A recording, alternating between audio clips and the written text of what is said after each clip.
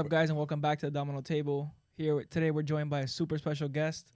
But before that, let's kind of introduce ourselves. So, if you guys don't know, my name's Aline. Ray. My name's Brandon. So today we have we're very excited. We have a Big guest. big guest. We want to introduce Calle. Yo, Let's go. Let's go, Thank baby. you guys for having me, man. Really appreciate it. Thank you Super guys for reaching excited, out. bro. We were talking a little bit earlier. So for those that don't know, tell us a little bit about yourself. You know who you are, where you're from. So I was born and raised in a town called Woodbridge, Virginia. It's not country, but it's not super urban. It's right outside of D.C. We're called technically the DMV. I grew up around there for pretty much my whole life. I bounced around a lot as a kid, just with, childhood stuff. And then, my grandparents ended up taking custody of me and my sister. And from there, I stayed without a little bit more. I finished high school. I played baseball. I committed to a college in New York called Monroe College. It's a Division I JUCO. And I had always been creating music throughout my entire life. And then came to a certain point where I was like, all right, I feel like I'm in school because of my grandparents, not because I actually genuinely want to be in school. And, from one day to another, literally, it was baseball. And then I went back home my freshman year summer of college. And I kept battling back and forth between my mind and trying to please my grandparents. You know what I mean? So I fell into this space of damn, do I want to keep doing school and become an accountant and have this title or whatever? Or do I really want to do what I love, which was music? And, my sophomore year of college, right when COVID hit, is when I dropped out. And I was like, I'm going to go all in with music and just see where it's going to take me. And here we are. Now I'm in Miami. It's kind of a crazy story. Yeah. How did your grandparents feel about that? Were they Oh, were man. they upset when you first started, or? You guys already know, my grandparents, since they raised me, they're super old school and they're from New York. So they have that, my grandfather's from the Bronx, and my grandma, she's from New Yorkers, right? Yeah, New Yorkers. She's from Queens and Brooklyn, kind of. She grew up around there. So I got a lot of that old school enforced. So when they heard that you don't want to do school, or what are you gonna do?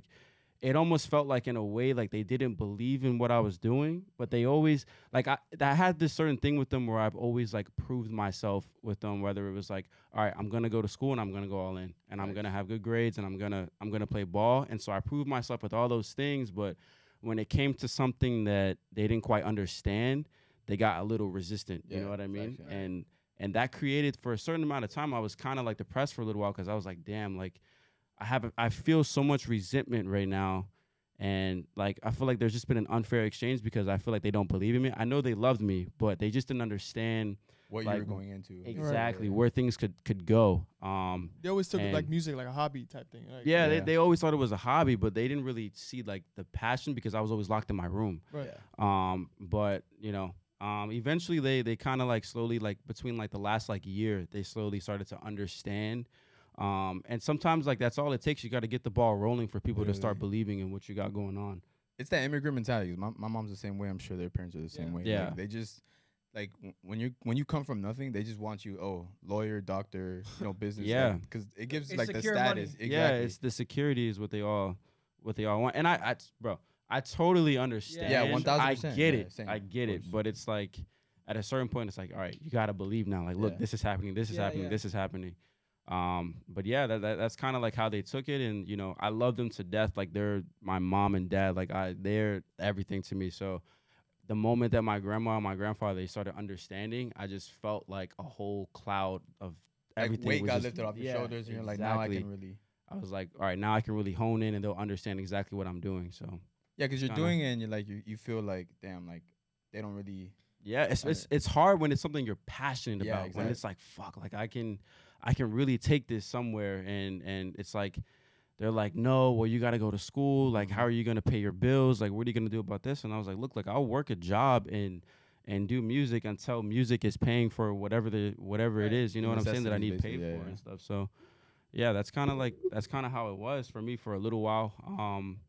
And yeah, my aunt, cause my family were really I'm very family oriented. So my family, we're all really tight, and my aunt, she's the crazy aunt. We all got one of those. Yeah. And she's always like, keep going. Like, I believe in you. And so that was always good having that. And like my sister was very supportive of me.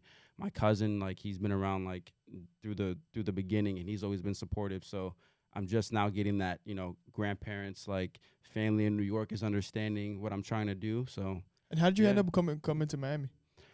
Wow, that's a good question.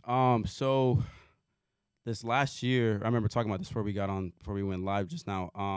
I was living in a place called Christiansburg, and I was working at Lowe's, and I was doing my TikToks and everything and trying to get my exposure going. And people were reaching out, and I was working with artists, and then I got reached out to, by Jay Visionaire, John, Gonzi's manager, and I got reached out to by Gonzi, and they asked me to send them a pack and everything like that. And then like I eventually I built a relationship with them over time, and I flew out here.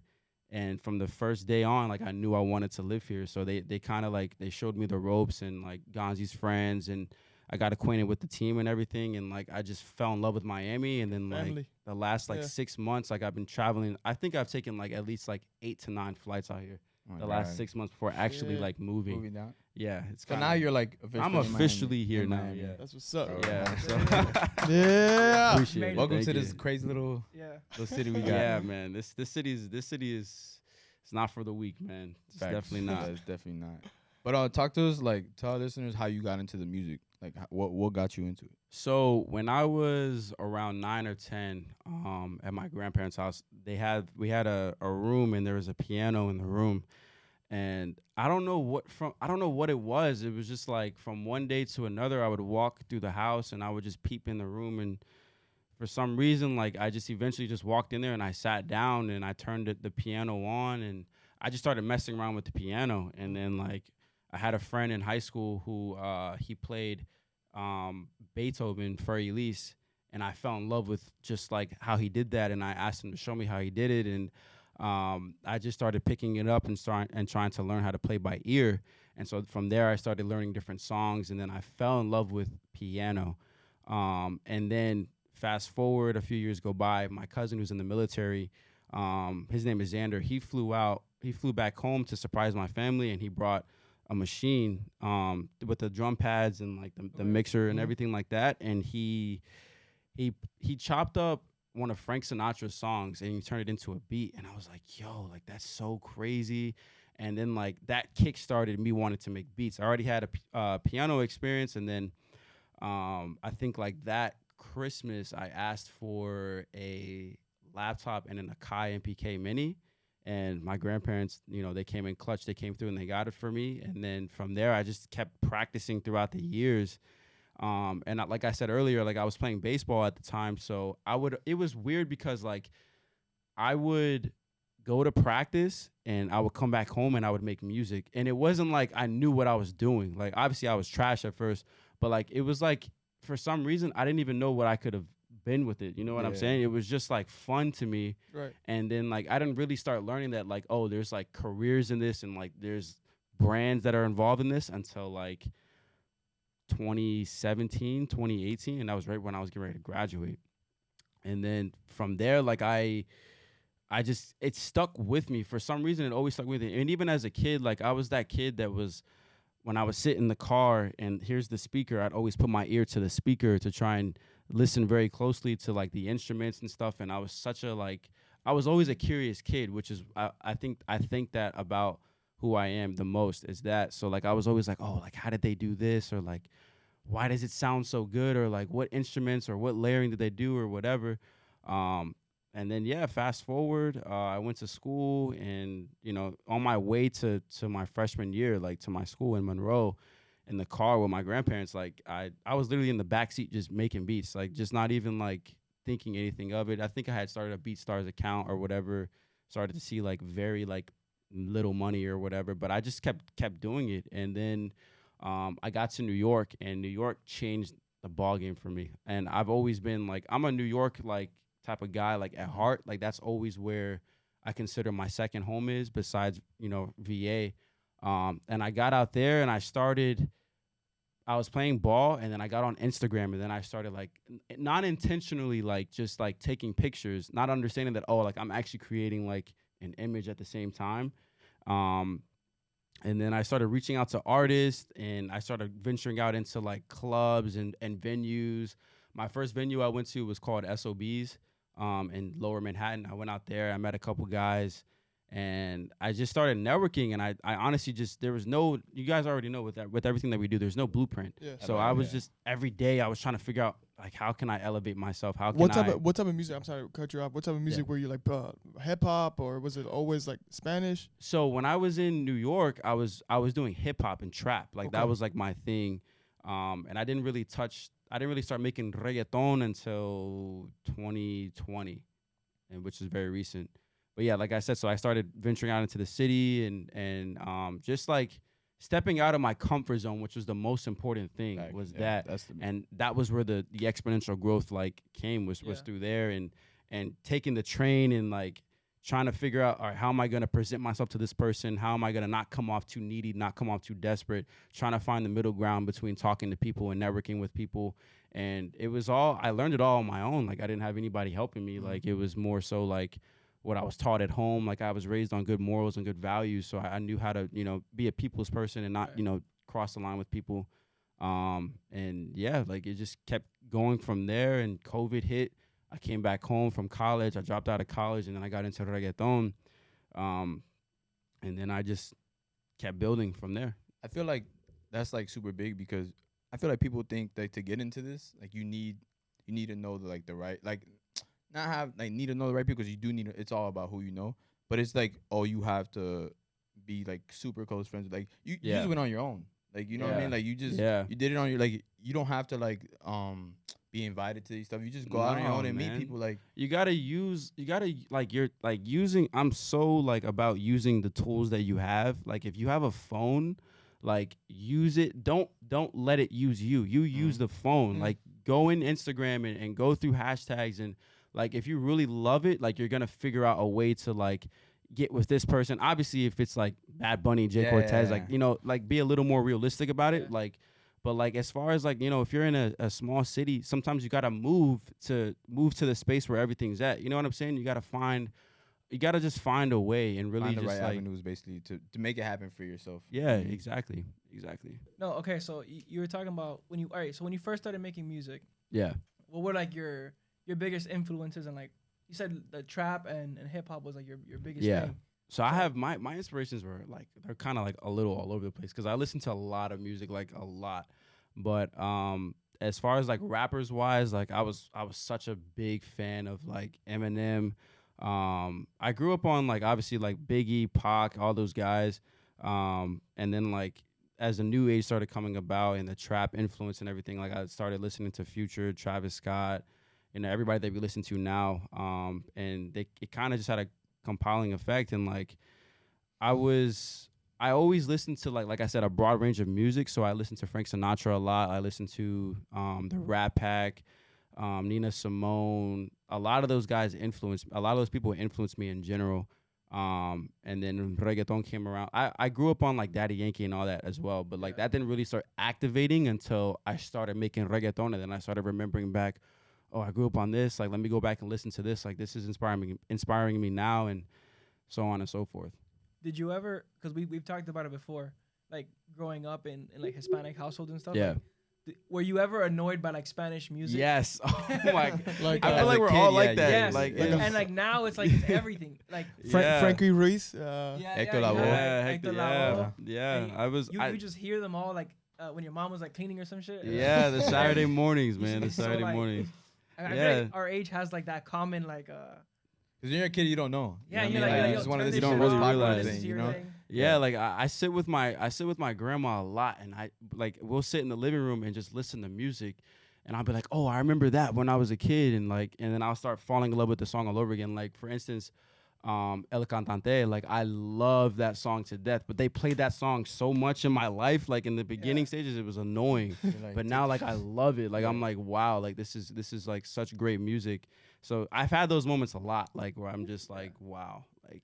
Do you feel like at the stage you're at now, like you making beats and stuff like that, like how often do small producers get, like, not small producers, but like, people that are just starting out, how much do they get like ripped off, like, from their beats? Like, how big of an impact is that? I wouldn't. I'm Like, not do you ever actually worry about that? Not really, man. Honestly, like I already know this industry is shady from the jump. So I'm like, Yes. I'm getting myself into this. So like, I need to honestly like low key expect that to happen. So that way, like when it does happen, it's like, all right, like, whatever. But I'm sure they do all the time. You know what I'm Yeah. saying? Like I hear stories and it's about just like being a little sharper and trying to learn, people a little bit more and learn how you're presenting yourself and learning, a little bit of the business side, making sure you're making yourself get taken care of first. True. But it happens from time to time. I mean, even artists get ripped off at times. Somebody might steal a song, somebody might hear a song and steal a cadence, an idea or whatever. But it's inevitable. Honestly, in Right. any industry, it's Yeah, kind of sure. inevitable. People are always getting ripped off and stuff. So. So how does it feel being around the guys you're with now, like John and them? Because I know John is super like, Yeah, Like, you that guys, John you guys and met John? Yeah. Yeah. Nah, man, John. Oh man, like I can go on and on about John and Gonzi and the team, being around those guys. Like they've literally like inspired me on a whole entire level. Like, and when I first came out here, it wasn't even just about business. Like they were looking out for me. The boys were looking out for me. They were like giving me rides, showing me like, what areas were good, what areas were bad. Like I remember even like, just little gestures and I learned this about just even like the Latin culture in general, us as Spanish guys, like it's such a loving, industry. Obviously there's the bad apples and stuff, but it's like it's a welcoming industry. And so like even just like going out to eat, like, and him paying for like our whole entire everybody's meal and stuff like that, like those little gestures, they do go a long way, man. Yeah, Sure. They go a very long way. And just always showing me love and just like promoting me, pushing what I'm doing. Like I think I'm one of the rare guys that has come around like such a beautiful team, and then on top of that, we all make music and we all have brands. Yeah, So exactly. we're all like elevating at the same time. And what's dope about it as well is like they don't expect me to only work with them. It's more so of like they understand like I'm trying to be my own Try brand. and build yourself. Right. Exactly. And that's Right, right. important. And they could easily take like, oh, like we're paying for your meals, we're giving you all this stuff as like a way of like oh, like you have to only work with us. Yeah, we You know what own I'm you saying? type Because I'm thing. doing all this. And Right. it's not like that. And they're super like humble guys and they work really hard and like I love them to death and like they're always gonna be like brothers to me and they've inspired like I said like a whole nother level and seeing the way John runs his brand and presents himself and the way he like does business, it's crazy. Like just coming from Virginia, you know what I mean? Yeah. Like and from where I just came from, which was racist Virginia. Like it's so like refreshing to feel Yeah. that that energy. So No, I'm sorry, but the Visionary team as a whole, they've motivated us Yeah. as a Yeah. group as Second well. hand That's and fire. first hand. Yeah. that's Yeah. fire. So we don't do music, but we're still in the media and stuff. Yeah, And, he's pushed us and he gave us like a bunch of tips and yeah, He put us on a lot of game. Like There's- just like conversations we've had with him. Yeah. yeah. I mean, there's a lot to learn from For sure. from John, man. Like he's from Reading too. He's from PA, so he's just like me. We're both from towns and stuff. So it's crazy inspiring to see his growth and everything like that. And the respect that we have amongst each other is it's just amazing, man. It's a great That's what, atmosphere. that's what I respect about both of your stories in general. Like how you guys just moved to a city that you don't know anything about. Yeah. and you're just making it. Yeah, I I was- mean, go No, ahead. I was just gonna say like that's what I was gonna say is like it's refreshing for us at least like Yeah, hearing like that people from small towns like come here because like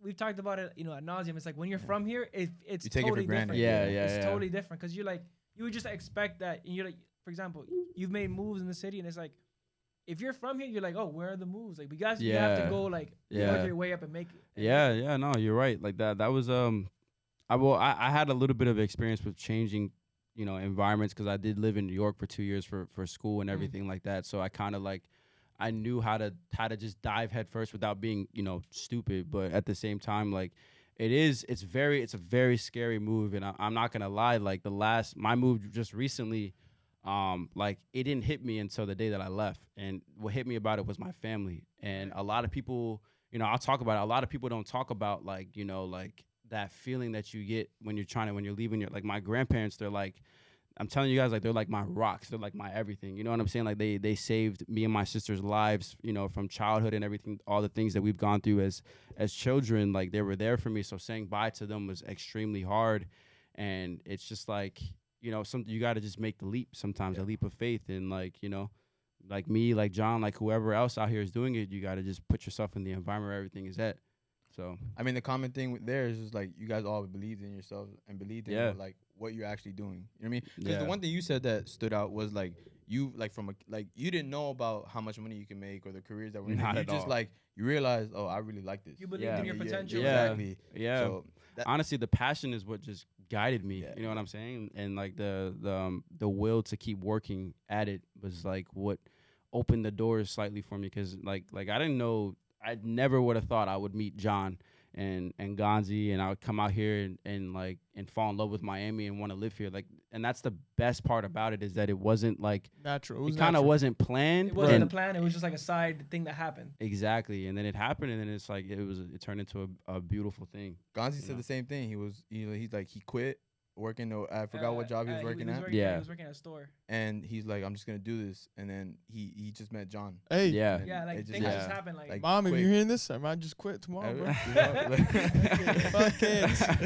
Bro, let me ask you something to kind of backtrack. Yeah. So would you say, I guess, the biggest challenge for you, like when you were living in Virginia, was like that exposure?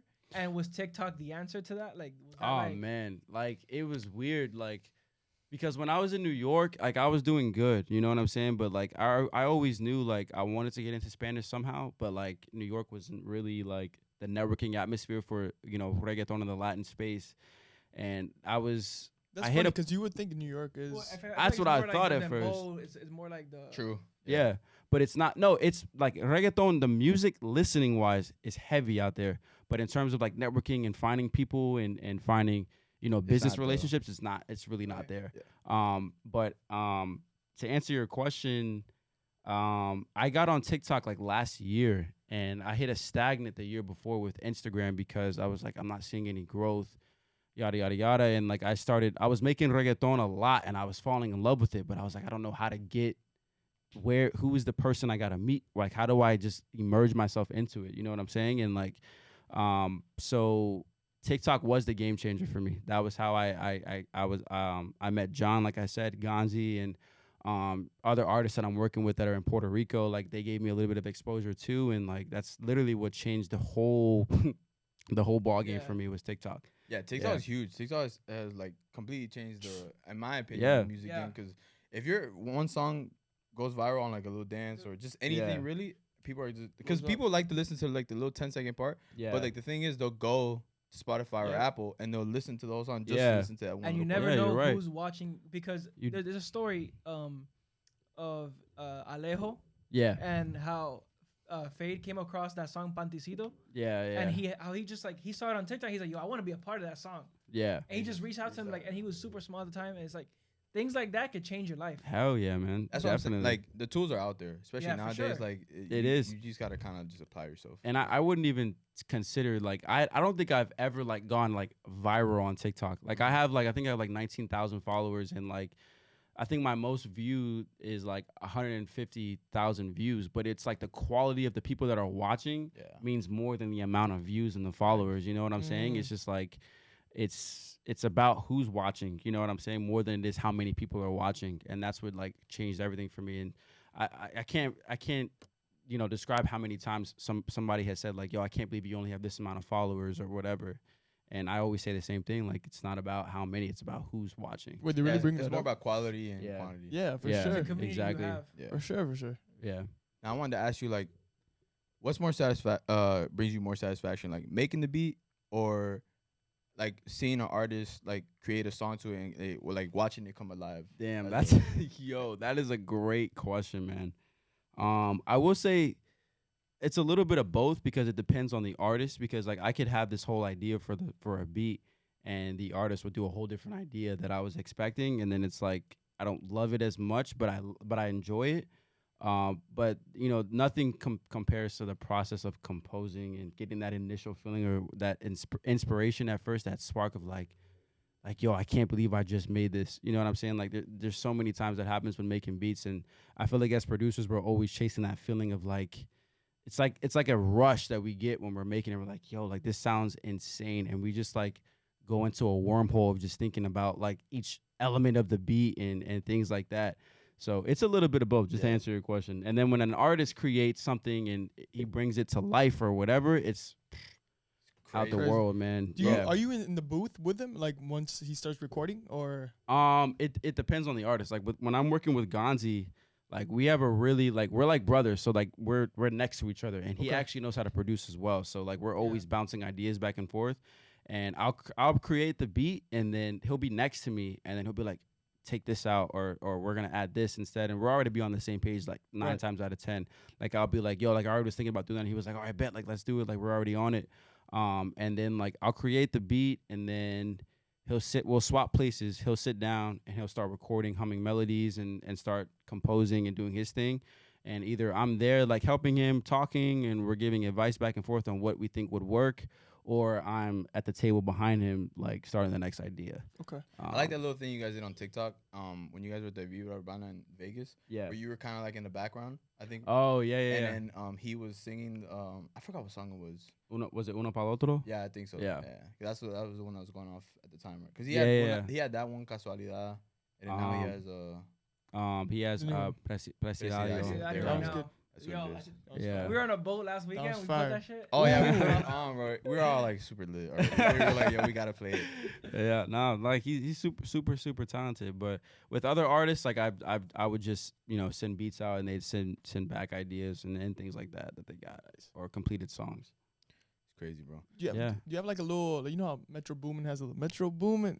Yeah, like I actually don't have a tag, and like I'm not too crazy about tags like that. Especially, I don't even think a lot of like, I mean, I much rather prefer like the artist like shouting my name out at the end of the song or in the beginning of the song, whenever, than like having a tag. I just always thought tags were kind of like cheesy in a way. That was just me personally. It was a new wave that started the Metro Boomins and like 808 Mafia. No, the English side is crazy. Like, I love Metros. Like I love all their tags and everything. Right. Yeah, I like 808 Mafias. I like London on the track too. I like his. I don't really like. You don't really hear on Spanish traps like. You don't really. You don't. Nah. I mean, but sometimes they'll shout out the. Like I remember before, like in early reggaeton, it'd be like a Tiny. whole minute section where they would like shout out like all everybody they work with. What? Yeah, that's true. That's true. Like in the beginning. Bro, let me ask you, how did you come up with that, with the name Calle, like for your?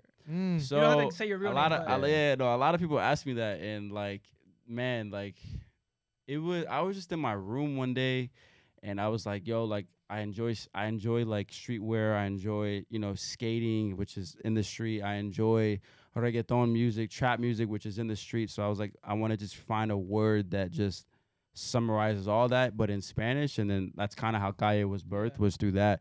And just me being the kid that's always skating, like I said, or out, like I'm not really like a party or a drinker like that, but like just out, like with hearing reggaeton and everything around me and trap music, just always in the street exploring New York and everything. And now I'm in Miami, like I feel like it just made sense for who I am. Yeah, it's pretty unique too. Yeah. Nowadays everything's little, yeah. And it's like it's such a simple but like powerful name. Yeah, exactly. Yeah. Like I thought you had like a realization, but yeah, no, it makes sense. Especially the PR too. So Yeah. Well, that's just my Instagram handle. Okay. It's just Calle alone. Okay. Oh, okay, Gotcha. okay. Gotcha. Because you know how like all the like Bad Bunny was at a time. I think now he's just Bad Bunny, but it was like Bad Bunny PR. PR. Oh, yeah, true, it was a bunch of people PR. that makes sense. Yeah. Oh, I didn't know that. I was gonna say, I was like, so I know you said you like start off with beats and like you got curious about that. But like, did you ever feel like you wanted to do the artist side too, or you just always like rapping and singing? Like actually, hell nah. I respect to everybody that's a rapper and a singer, but that's not for me. I want to be the producer artist though, like what Tiny and Metro and Sky and all those guys are doing. Like that's kind of like where I'm aiming to be and strategizing to become. Is like them, but as far as like singing and stuff, like bro, that's just dead, bro. Definitely not for me, man. Yeah, it definitely looks nerve wracking, bro. Like being up there, like and performing, performing, bro. Even just in front of like 5 people, bro. What? Like, People came out to see you. That's a pressure. it's not even like, for me, it wasn't even that. Like I had just sat, like when I was doing my documentary, I had sat in front of the mic at Ganji's studio for the first time. I had never sat in front of a mic and like in front of people, like, cause it was the boys, but like still, like it was just like, bro, you're so vulnerable. Like it's like, and then like I'm thinking about how like, yo, they gotta come up with rhymes, and then they gotta make it sound good, and then they gotta like harmonize, and then they gotta mix, and then they gotta like risk the ideas not even being good. You know what I'm saying? It's just like, it takes a lot of strength to do it, man. It does. The vulnerability part. Yeah, it's like really just being like being you out there. Yeah, yeah, and that's why I can't like always criticize like when music comes out, because I'm like, I don't understand what they were going through in that position. And I sat in front of the mic for the first time before, and I was like, this is kind of hard. So it's like I respect people when they put stuff out, like not like that's what they were feeling, like you know what I mean. Try not to judge too hard, but yeah, it's like, cause like you kind of like when people say like music's trash, like I've said songs are trash, but like at the same time, you don't know what that person, like the work they put into to put that out. You know what I mean? So like it may not be for you. Exactly. Yeah, exactly. True. Because music hits differently for everybody. Yeah, know, of course. Yeah, definitely Lizzo's not for me. Nah, I don't know. I have some guilty pleasure songs that I like. But so you're, just to get it straight, you're signed, right? No, I'm not signed. You're not signed. I'm independent. Free agent. Completely. Oh, nice. Free, yep. Free agent. Everything, yep. So okay, so when you kind of got into it, how you met with John and Gonzi through TikTok. Yeah. What was that first time coming to Miami and kind of meeting them? What was that like? I know you have a series on YouTube that we watched for research, but man, like the first day, like it's weird because you don't know what you're going into, and that's what, there's beauty in that, and then there's like so much like fear involved in that at the same time. And I got here, I flew in, I had to hang around for a little bit. I wasn't even gonna meet Ganji the first day. Like I was so tired. Like I was gonna take a nap, and I ended up taking a nap. But I was gonna like take a nap and just like, all right, like I'll meet them the next day when I'm a lot more like you know, refreshed, more presentable, basically. Or yeah, but he just shot me a text on WhatsApp and was like, yo, I'm gonna be at the studio if you want to come through. Like, you know, just let me know. And I was like, yeah, bro, of course I'm down. Like let's meet up. Like let's break the ice or whatever. And I met Ganji. I met Ganji the first day. I didn't meet John until the second day, but I walked. We got an Uber, me and my cousin. We got to the studio. We walked through the back, and he came out. We dapped up, and then like before we even made music, we just sat down like and just started having a conversation, which is great because there's a lot of, everybody's different. Like there's a lot of artists that don't really care about like the producers. They're just like, oh, like, let's work and get a beat or whatever, and like be done with it. But like, they were really, he was really like personable, and asking questions about me, and I was asking questions about him, and it was a good flow of like interaction between the two of us. And then like, yeah, and that, I think that's what helped our relationship the most in the beginning, was that initial like ice breaking, like, who are you? Like, what are your dreams? What are your goals? And I think we made a couple songs that night. I can't remember now, but yeah, that's how I met him. And then I met John the next day. We did the fantasy preview. I met John at Rebel Studio. John came out through there. And then, we got acquainted through there, and then, the rest is history right now. So go ahead. So you've been part of like the festivals that they've done? Yeah. So the first Vibra was I think it was here, right, in Miami. Yeah, Miami. I think it's like December or something. Like I had just met them, and I didn't come out to Miami until January. And the next one was Vegas, right? Or Orlando, I think. It might have been Miami, Orlando, then Vegas. And then now they're doing another one. Yeah. Or was it? No, actually, I think it was Miami, Vegas, Orlando. It was one of those two. Yeah. Yeah. But I went to the Vegas one. The Orlando one, this recent one, like I was in the process of moving and stuff, so I had a lot going on. I couldn't make it. But yeah, like I went to Vibra with them and the team, and man, that was an experience. That was an experience, man. Like that was my first time like ever like being around, these big figures and stuff. Like I'm seeing people that I listen to on a daily. Like I saw Daleks, I saw Mora, I saw Dimelo Flow, I saw all these people, and I'm like, yo, it's crazy. Like I'm here right now. Like and like I thank them all the time for allowing me to come out there with them, and like that experience in itself like was tremendous. Like seeing I think Tego was the headliner. And then Rao, I saw Rao too. Like, man, it was just crazy, man. And getting to But see them just like be like, It felt like it felt reachable. Like, Yeah. it felt Yeah. attainable. Like Well, you no, one of I them. was in the back, the artist area, so I was seeing their camps and their teams, and I was like, man, this is. that's a what I was whole gonna say. nother Like, you don't see ballgame. them like, cause you know when they're out in the public, they're obviously a little artists. different. They're, You know what I mean? they're the artists, But yeah. in the back, you see them. You know what I mean? Like, yeah. just normal And you see people. them and their you know, their family, some of their moms and stuff are there, and I'm like, wow, like this is really dope, and like, you know, it was super inspiring, man, just seeing all that, and the I'm a geek for like the small things, you know what I mean? Yeah, like yeah. I love like the trailers and the name cards on the trailers Yeah. and That's dope. the food and the different sections and all that. Like it's super dope, and it was crazy too when I was there. Like I'm still working with this artist called Omar Courts. He's in Puerto Rico right now. Oh, I just Oh, I've followed heard him. about it. Yeah, I He's just followed him. super dope. Like I think we got a couple songs together, but I had been talking to him through Instagram for like a minute, and I'm at Vibra, and I'm with my boy Zach Tasser. He's a creative director. Yeah, I follow him too. Zach, yeah. He's in Colombia. He's in Colombia. Yeah, he moved to Colombia actually. Shout out to Zach, by the way, my boy. I was with him, and out of nowhere, I just hear "Dímelo Calle," and it's Omar. I turn around, I'm like, oh shit. So it was just crazy, like seeing people and meeting people that like, Recognizing, yeah. yeah. So That's lit. it's crazy. How does that feel, being like getting called like by like your like, I guess like by your producer? Yeah. name? Yeah, Like, it takes some time getting used to. I'm not Yeah. gonna lie, it does. But then like, you know, you get used to it after a while. It's just I was like, gonna becomes ask the you norm. this. You're independent, so is that like an important thing to you? Like, do you want to stay like that, or do you envision getting like signed by somebody? I kind of I like if I sign, like I want to sign with like a bigger label, like maybe like Universal or Sony. Warner or Sony, yeah.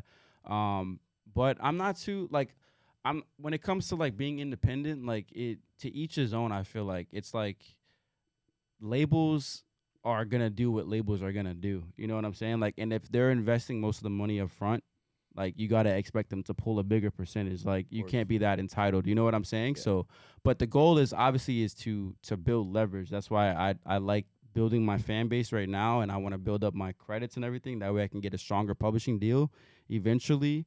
And that way I'm not so screwed over. And right now I'm just like soaking everything in basically. So I'm trying to learn the business. I'm trying to learn, you know, the loopholes and the ins and outs with contracts and stuff like that. But you know, eventually, yeah, I do wanna sign a deal. label, Eventually, yeah, with a label. Because you see a lot of people staying independent nowadays. Yeah. You know what I mean? Because the bag is like not so much bigger, but it's just like Yeah. for It's- some people it just makes more It's sense more. to stay. It's more work, but it's like to them, it's It's like all you. it's all you. So it's Yeah. like there's like a good like. Now it's up to you to promote yourself too. Yeah, exactly. Like, it's Exactly. Like, no one's gonna do it for Yeah. you. That's where the label Yeah. comes in clutch. Exactly. Yeah, They're gonna push exactly. And like, you know, I would, you know, like there's a lot of tools that the labels have that like, you know, eventually even as an independent artist, you're gonna hit a point where you have to interact with the labels. Like they run the playing field like hands down no matter what. So you know, eventually I wanna get to a point where I do sign, and then I wanna sign an artist deal at the same time where I can put out a project with featured artists on the project and have a whole campaign and brand around my name. And you know, there's a lot of things I want to do, but you know, right now it's just building the base and getting the foundation really strong. I wanted to transition something similar. Spotify. Yeah, Spotify is really big right now, especially in the Hispanic culture. very big. Yeah, I just saw recently the boys put me on Barcelona. yeah. Had an event. I went to Spotify I was at their event. right. Yeah, Oh, you went to that? I was there. That was here. Yeah. Or that was here in Miami. Or Yeah, Puerto yeah. Rico? It was here. It was at the Four Seasons in Miami Beach. Damn. Yeah, that was crazy. I met Fade. I met Sky Rompiendo. Like Okay. that was Yeah. crazy. But yeah, Spotify is huge. Like they're legendary. And Eddie, shout out to Eddie. He's the head of Spotify. He's the one that you know alley ooped the invite for me to get over there, just building those connections and stuff like that. But yeah, like Spotify, A1 man, A1. A1. I feel like they're super clutch with like putting people on too. Like, Yeah, they, no, they give they- it to like the not local, but like the smaller artists. They really Yeah. put you up. They push you. Yeah, So no, definitely they- Spotify over Apple Music, you would say. Well, okay. In terms of like networking and connections, yeah. But in terms of what I listen to, I use Apple Music because the okay. master on Apple Music is louder than the master on Spotify. Oh, Okay. really? The loudness of music is Mhm. louder on Apple Music Right. than it is on Spotify. Oh, I didn't yeah. know that. So for Yeah. you, it's better because you get to hear like Yeah, the I love details. like loud, like in my face, like Yeah. music. So and the spatial audio too, like probably helps. yeah, exactly. I'm a geek for that stuff. So Damn. Now that you say that, bro. You're about to get Yo, both? try it. Yeah, No, for real, try it. When you guys Get like are in your car, you guys Yeah. are at home, like play a song on Spotify and then play it on Apple Music. Guarantee you, the song on Apple Music is louder. Oh shit. It's louder. Yeah, because But I'm like that Spotify, too. they duck it on purpose, like because I don't know the technical side, but they duck the volume on purpose for some reason. And every platform does it too. Like YouTube is a little bit lower. Apple Music is the loudest though. Apple's just They like have the fuck it loudest. with it. Like keep it. Because I'm like that too. I like listening to music. Like my Loud. car, I'm always blasting music. In the My gym, headphones, I'm always yeah. blasting music. you Yeah. know. It's horrible for like the future. Like my ears. like, are yeah, yeah. Shot, they're Oh, for shot. sure.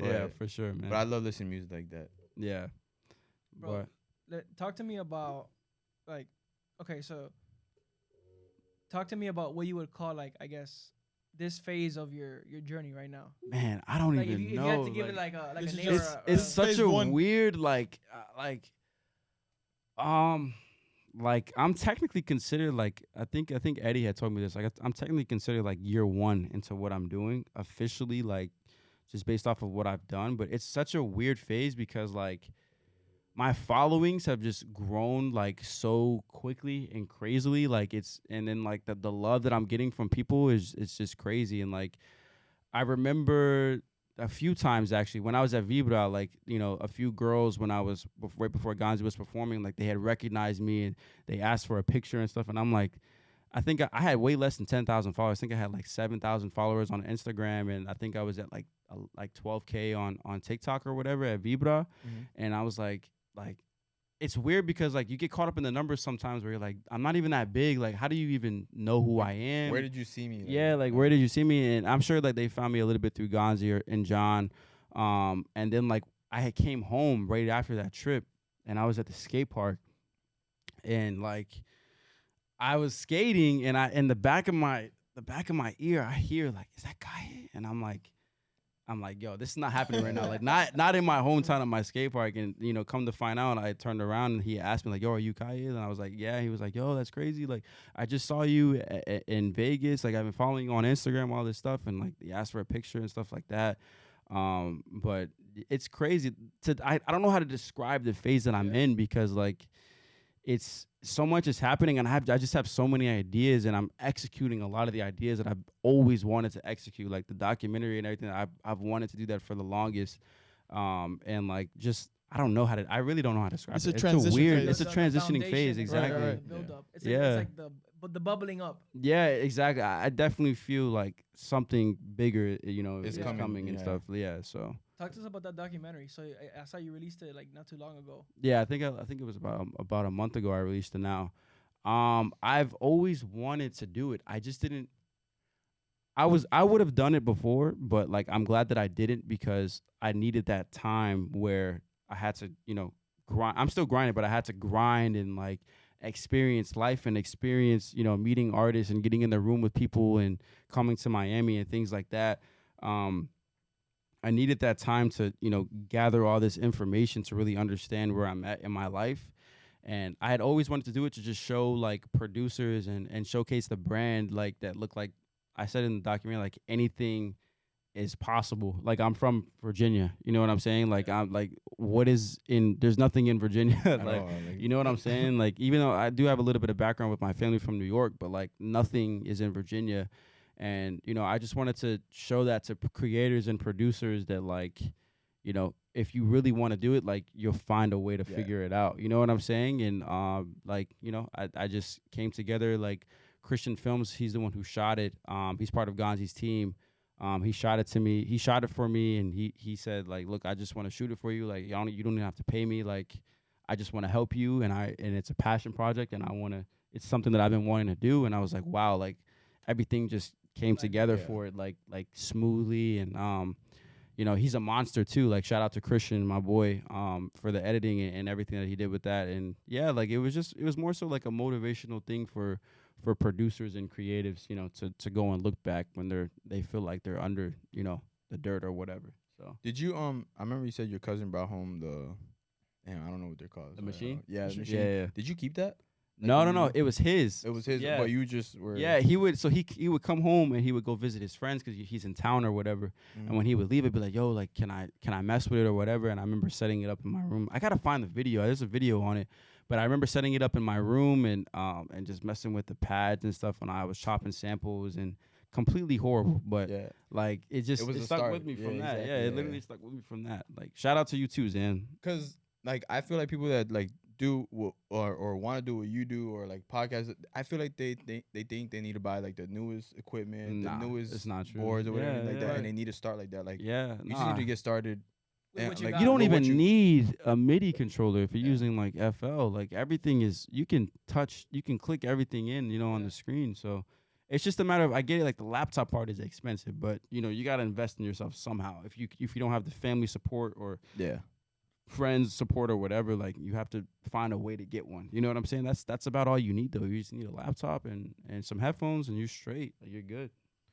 I love it, bro. I love those type of stories, bro. I love hearing that because like it really does motivate me, motivates the people that listen to like our show, like that you could do it, like that you can do it, bro. It's like, possible, man. Like it's especially being like coming from an immigrant background. Like, it's harder, but like because of how you said like the family stuff, but really just getting it done, it just makes the story like so much better. Yeah, man. It feels a lot better, like when like you feel like your family's telling you something and it starts to cloud your mind a little bit, like with what you really want to do, and you start doing it and stuff starts slowly compiling and it starts working. The feeling it's indescribable. Like you can't describe like how it feels, because you're like, yes, like finally, like I've worked so hard for this and it's slowly starting to open up and blossom. It's crazy. Let me ask you really quick. Yeah. Who would you say right now are your top, I would say like top 3 or top 5 producers right now? Top 3 or top 5? It could be any English, Spanish, whatever. Tiny, of course. Sure. Everybody always asks me this. I love what Tiny does. I love what Caleb Calloway does. Sky. Who else? Let me see. Subal O'Neill, man. I met Phantom. I haven't met Freddie yet, but I met Phantom from Subal O'Neill. Like, man, sharp dude, super humble, like super fire. Like I love everything that Subal O'Neill does. And then from the English side, like it's a broad range. Like I love Mike Dean. Like I'll sometimes just sit in my room or at my studio desk and I'll just watch Mike Dean on the keys, like just like go crazy and stuff like that. I love what he does. I love Wonder Girl. She produces for like Travis Scott and stuff like that. Like it's a pretty broad range. Yeah. But I would say those are like my top 5 right now. Those people. Bro, since moving to Miami, I guess like what, now that you have like all these connections, I guess, or not connections, but like you have the access. Yeah, the resources. I guess like what does like a day-to-day like look like for you in terms of like, you get up, do you start like producing right away, or do you like kind of like wait a little bit? I have a thing like that helped me so much, and it might sound small to some people, but it was big for me because like the way that I am, I'm super like scattered sometimes. Like it's easy for me to get sidetracked because I have an idea. I'm like, oh, I want to go do this or I want to go do this. And what helped that was me investing in like a good planner. So like I'll write down, get up at 9 a.m., 10 a.m. and I'll gym, skate, something active for my body. And then like it'll be like I'll do like 90-minute music, like focus sprints. So I'll either like, and in that 90 minutes, I'll either do like, all right, I need to dedicate 10 minutes to constructing a melody. All right, if I can't come up with a melody, all right, then it's like, all right, let's use a loop. And then from a loop, I'll create a beat. For 90 minutes, I'll time my phone. Once those 90 minutes are up, I'll take like 20-minute break, and then I'll come back and do the same thing. And then after that, I'll either go like shoot my pictures that I do, or try and figure out some type of networking, or I'll go skate. Even if I gymmed earlier, I'll still go skate or whatever. And then that's kind of like how my day goes. And I try to stay organized, but dude, that's super important. Like I know you said it's small, but it's like I remember when I started getting like a planner and started like actually doing shit, like one because I'm the same way. Like it's like I wake up and if I don't have like a certain thing in my head, like, oh, I have to do this, you just jump into. I'll just bullshit until I'm like, oh, now I have to do this. It's so easy to get distracted. And you get nothing done. You get nothing exactly. Like you'll sit on your phone, this let 3 hours go so by. Much fucking time. Yeah, man. Fuck. Yeah, like man. I find myself like, yo, like I don't even like, why am I so glued to my phone? Like I don't even want to deal with this no more. You know what I'm saying? Like it's sometimes it's annoying sometimes, but with me it's like I'll realize I'm like I'll get off in like 2 minutes and then I look and it's like half an hour's gone by. Or an hour's yeah, gone by. like it's crazy how fast time goes by on your phone, man. It's crazy. Saw a couple of LeBron dunks. That's it. Like, was it worth the 30 minutes that you So what do you like the most about Miami, like being here? Oh man, the weather, bro. The weather and like the atmosphere, the Latin atmosphere. Like I just love being immersed in like, it don't matter, Cuban, Honduran, whatever, Puerto Rican. We're all culture. It's all the same. Facts. We're all in the same melting pot, and I love being around that. You know what I'm saying? Like I love, seeing the old people, the old couples, and seeing them dance salsa or whatever. Yeah. If I'm walking down Calle or whatever the case is, like I love being involved with the culture and the weather and the beaches and like everything like that. Besides the driving is horrible, but everything else is amazing, man. The food, everything. Like I feel like leaving my family back behind, like I still have family here in a way. You know what I mean? True, yeah. You talk to them often? You talk to them Yeah, I call my grandma pretty much about every day. My grandfather, like I call him like every other day ish. He'll text me, like ask me how I'm doing, if I need anything, if I'm good. And yeah, I talk to my sister, like we talk like damn near every day. She's actually here visiting me right now, her and my cousin and everybody. So how do they feel now that you're like this rising star basically in the music? Like are they taking it? Yeah, how are they doing it now? Yo, like my sister, we have such a weird like relationship. Like we talk, we jab at each other a lot. So she's like, hey, you ain't shit yet. Blah, blah, blah, blah, blah, blah. Is she younger or older? Like you ain't. We're 11 months apart. Oh, okay. So she's I'm 22. She's 23. She turned 24 this year. I turned 23 this year.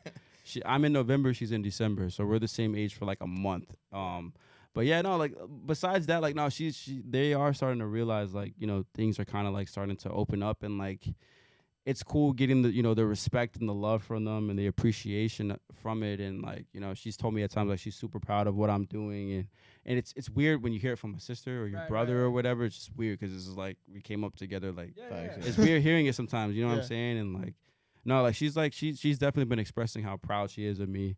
And the fact that she wants a crib within the next like couple of years. She's like, yo. There's always like that little like yeah. Nah, but it's important to keep people like that in your corner though. Yeah. Like, people, they keep me humble. Exactly. They check you, you know what I mean? And make sure you don't get big headed. That's that's another thing. Like group of, like your boys that like shit talk you for every once in a while. Like it's good. Yeah, that's another thing though too, that I is like the corner of the people. I meant to mention that earlier. Y'all just brought me back around to it. Is like your inner friend circle is, oh my God. Like I can't explain to you guys. Like last year I had a fallout with I had 8 homies that I was like super, super close with, and I loved them. And like we went to school together. Like I was always picking them up. Like we did everything. You guys like how you are with your homies. And like, I don't know what it was, but when I start, I was that friend where it's like, all right, like if we're going to go out or if we're going to go to, because DC was like our move because it was 20 minutes away from the crib. Right. If we're going to go and do stuff, like let's try and make something out of it. Like let's shoot content. Let's do pics or whatever. Like if we're going to skate, like let's get film. Let's just find some way to like elevate what we're doing and not just like sit around and stuff. Cause I've never been the type of person that's just, I'm going to sit around and smoke and wait for things to just fall out of the sky. And as I started growing with, what I was doing, I told them, I was like, yo, like TikTok, I'm going to get on this. I'm just going to try and see how it goes. Like, I'm going to just figure it out. I think we all should do it. I think you guys should kick off y'all's own brands and this and that. And then like the moment I started doing it and I started going all in, like I started getting these like envious jealousy vibes from them. Oh. And like I literally had to cut off like 5 of those guys. Like and honestly, like it was a blessing because the moment that I did that, everything else happened afterwards. You know what I'm saying? And like I started attracting the right people. You know what I'm saying? And like, I wish them the best. All of them that I was once cool with. I hope they they figure things out and they find what they love to do. But it was just like I can't be that guy that I'm just gonna sit around and we're just not gonna do nothing. And you know what I mean? It's like we're young. Yeah, we have our youth, but at the same time, like I feel like if time was on our side, which it is, we'd still have like none to waste. You know what I'm saying? Like it's not. You know what I mean? Like that's kind of how I feel. We only get one of these, bro. So exactly. You gotta make the most. Make the most out of it. Yeah. So That's huge though, because a lot of people don't realize that. Like they don't realize that your growth gets stunted. Yeah, around who you're around. Your inner circle is everything. Super important. Literally everything, because those are the like, and you see quotes and you see sayings about it like all the time. Like you are what your 5 closest friends are. You know what I'm saying? And like there was a lot of like qualities that I had in me that I didn't know that weren't good until I separated from them. And like, I do read a lot too. Like I started reading, self-help and self-development and cause I am a product of like, childhood trauma and stuff like that, with just like moving around different schools, growing up really fast around drugs and alcohol and all this stuff, when I was living with my mom for a little while. And so like, I've always been the type to seek advice, and friends was one of them, you know what I'm saying? And like I came across, books and sayings and stuff like that, and it started to click once I separated from those people and those types of like energy and that crowd and stuff. But yeah, so are you familiar with Stoicism? No, I'm not actually. I suggest you like I feel like you would like it. It's like the belief. It's like kind of bringing like new advice from lessons from the past. Yeah. So it's like a lot of like Marcus Aurelius and like all these like philosophers. Yeah. But the whole thinking of it is like pretty much like it's not based on a belief system. It's just based on like you have so much time on this earth. Like don't focus on like what just went wrong. Focus on what's next. Yeah. It's like that kind of thinking. It's like exactly. Super, like, I think in a way, I think I do think like that. I try not to get caught up on so much what has already happened, because what's done is already done. Yeah. You can't sit there and just dwell on what just happened. You know what I'm saying? Like, yeah, it hurts whatever it is that you're going through, but you gotta just keep bouncing back. You know what I'm saying? Yeah. I always like the way I like to look at it is like, when something negative in my life happens, I try to look at the positives. I try not to focus so much. I'm like, all right, there's the lesson in here somewhere. You just find it and then you learn from it and then you just keep it keep moving on, because a lot of people just stay stuck and dwell on it all day, and just they stay stuck in that one time. Yeah, you know what I'm saying? And then slowly you start to realize they're just blaming that all day. Like like you start building a resentment from that one thing, and then it's the victim card. It's the victim card, man. That's a big one. That's like, I don't like to like ever put people down. I really don't. Like that's one thing I realized in the past that I would do a lot, is like not put people down, but it's just like I would criticize when like my opinion was never asked.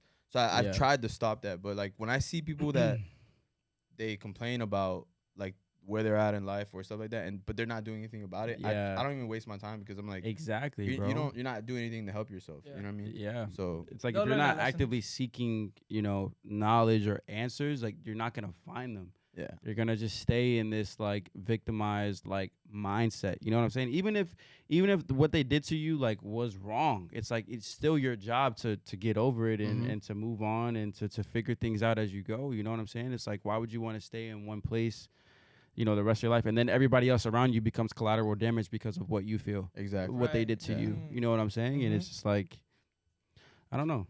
It's crazy to think about, things like that. And, and if you have people like that in your corner that play the victim a lot, you're going to be a victim of whatever is going to happen to you too. So, Bro, I think this is a good point to leave it at. Yeah. I want to thank you obviously for coming out. For sure. Like super, thank you for having me, man. You guys are super cool. Appreciate that, bro. Thank you for coming, bro. Oh, do you want to plug the doc actually? Like, is it out already, or are you just shot? Yeah, the doc's out. It's on YouTube. Okay. Yeah, it's out on YouTube.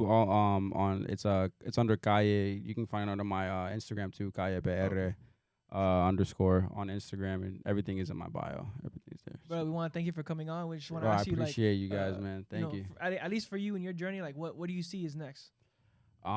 More placements, man. Like I'm really trying to work on, building my placements and working my way up to those bigger artists, man, getting in those rooms and giving back to the producer community and building the brand and, Actually, I have one more question about that. Is like, how do you feel now that the producers have always gotten the limelight, like a spotlight? Yeah. But I feel like nowadays, like they get way like I love it's it. like a whole nother love thing. it. Like, you know what I love it. Like and producers' names. Now. Exactly. Yeah. And I'm great you talked about this, because like I want to tell producers I love it, by the way. I want to tell producers like, you guys got to start like showing face more. Like I get it. If you want to stay behind the scenes, that's cool.